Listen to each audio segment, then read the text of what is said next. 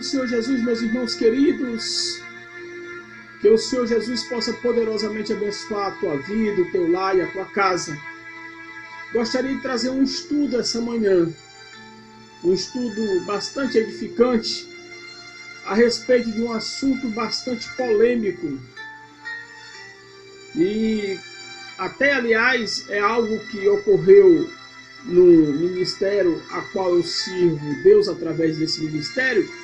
E muitas vezes vai acontecendo algumas coisas na vida da gente que, em relação àquele assunto, a gente não tem o questionamento fechado ainda. Mas nós somos pensadores livres. Posso sim pensar. Portanto, que esses meus pensamentos, ela não venha se tornar heresia, não venha se tornar algo blasfêmico em relação à palavra de Deus. E é concernente justamente a respeito: mulher pode estar à frente a uma obra?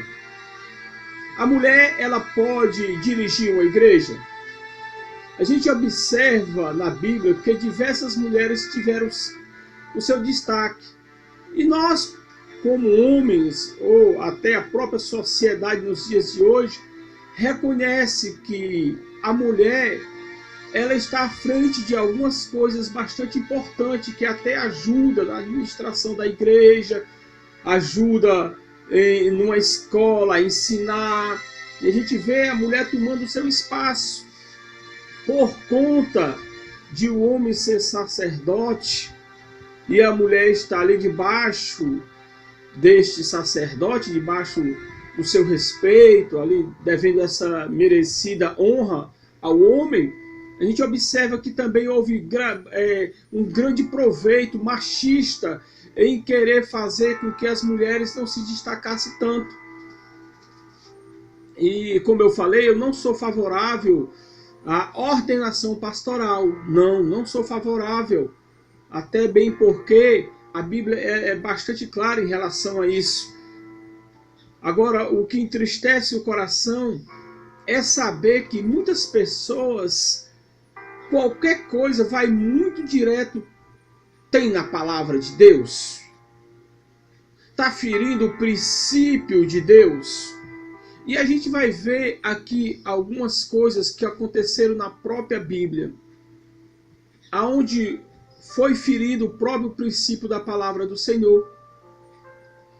Eu não estou querendo aqui justificar os meus pensamentos ou dizer que sou dono da verdade.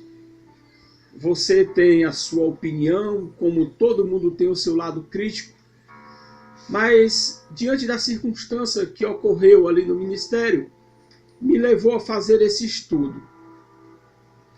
E temos que ter bastante cuidado, irmãos, porque com a vara que a gente mede, nós seremos medidos.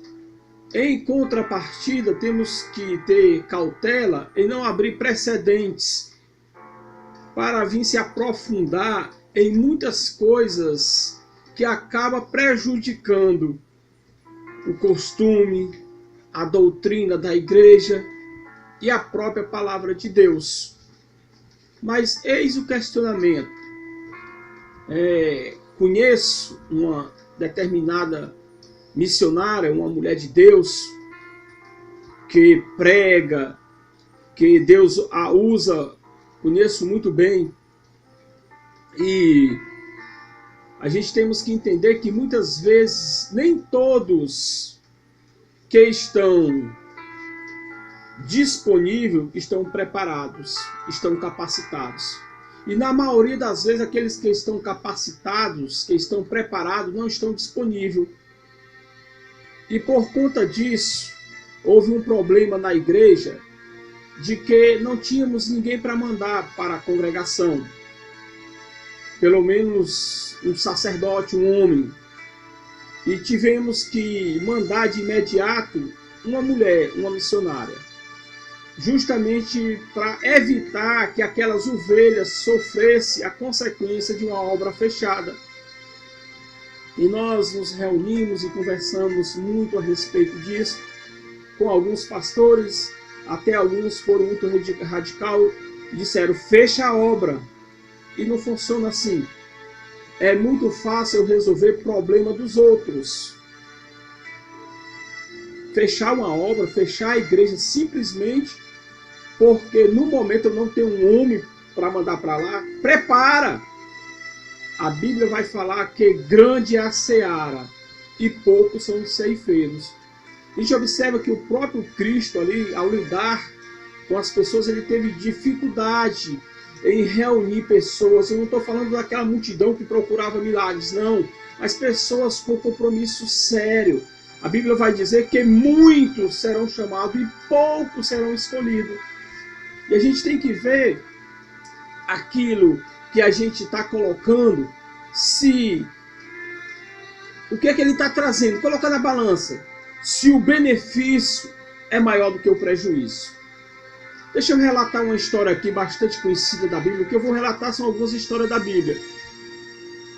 Lá no livro de Gênesis, capítulo de número 15, a partir do verso número 17 até o verso de número 21. Todavia, as parteiras temeram a Deus e não obedeceram à ordem do rei do Egito, deixando viver os meninos. E então o rei do Egito convocou as parteiras e lhe perguntou: por que vocês fizeram isso? Por que deixaram viver os meninos? Responderam as parteiras ao faraó: as mulheres hebreias não são como as egípcias, são cheias de vigor e dão luz antes de chegarem as parteiras. Elas tiveram que mentir, tiveram que contar uma história, inventar uma história para o rei do Egito, porque elas, no seu coração, na sua consciência, ela não achava justo matar aquelas crianças. Olha só, o verso 20 vai dizer: Deus foi bondoso com as parteiras, e o povo ia se tornando ainda mais numeroso, cada vez mais.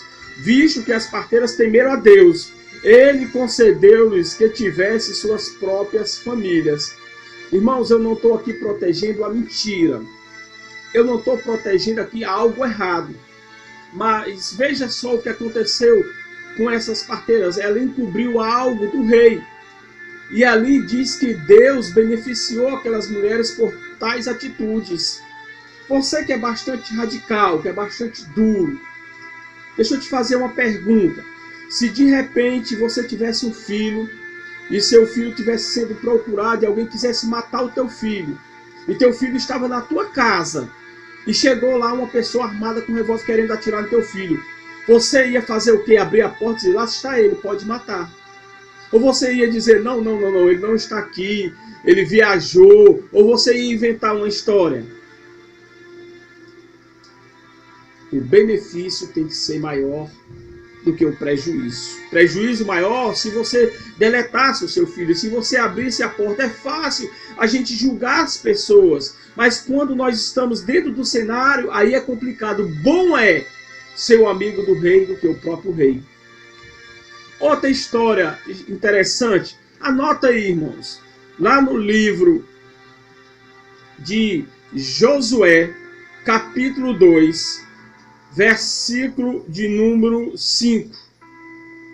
Ao anoitecer, na hora de fechar a porta da cidade, eles partiram, e não sei por onde foram.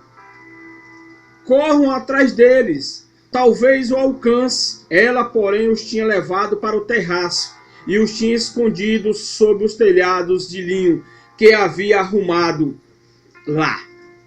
Aqui está falando de Raabe, a mulher que escondeu os espias de Deus. Ela aqui mentiu. Ela aqui disse que aqueles homens não estavam na sua casa. E aí, irmão? O que você vai dizer agora? Não, é porque Deus, você sempre vai botar um porquê nessa situação. Olha que duas histórias aqui foi ferido o princípio de Deus. E essa mulher foi contado na genealogia de Cristo. Olha só outra história, que vai falar sobre a primogenitura. de Jacó. Ouviu seu pai dizer a seu irmão, isso está lá em Gênesis capítulo de número 2, capítulo de número 27, versículo de número 2. Ouviu seu pai dizer ao seu irmão Esaú: traga-me alguma caça e prepare-me aquela comida saborosa, porque eu como e abençoe na presença do Senhor antes de morrer. Agora, meu filho, ouça bem o que lhe ordeno. Houve outra quebra de princípio. Você pode até dizer, não, mas Deus já tinha projetado isso até no ventre de Rebeca, dizendo que ali eram duas nações, que o menor ia mandar sobre o maior. Só que mesmo dentro do que Deus já tinha prometido, lá na frente ia acontecer algo que não era para ter acontecido. Aparentemente, mesmo assim, aos nossos olhos, porque quando nós julgamos, julgamos aos nossos olhos. Aos nossos olhos não era justo que Jacó viesse ali tomar ali essa bênção para ele. Ele mentiu, ele se envolveu numa coisa errada. E olha só quem foi Jacó. Até hoje se prega a respeito de Jacó, o homem que lutou com o próprio Deus, que Deus mudou o seu nome para Israel. Outra história interessante que conta no livro de Reis, 1 Reis, capítulo número 13, a partir do versículo número 15. Então o profeta lhe disse: venha à minha casa comer alguma coisa. O homem de Deus disse: não posso ir com você, nem posso comer pão ou beber água neste lugar. A palavra do Senhor deu-me ordem para não comer pão nem beber neste local. O profeta idoso respondeu para o profeta jovem: eu também sou profeta como você. E o anjo me disse, por ordem do Senhor: faça voltar com você para a sua casa para comer pão e beber água. Mas ele estava mentindo. E o homem de Deus voltou com ele e foi comer e beber. O relato da história é o seguinte, que esse profeta mais jovem foi despedaçado pelo leão, sofreu a consequência por conta de quê? Da mentira de um profeta mais antigo, mais velho. Pela lógica da coisa, quem era para pagar o preço era esse profeta que mentiu. É esse profeta que escondeu a verdade desse profeta, dizendo que Deus estava usando, e quem morreu foi o novo. Como entender os projetos de Deus? Será que por essa mulher de Deus ter sido colocado também na obra, não é uma decisão de Deus?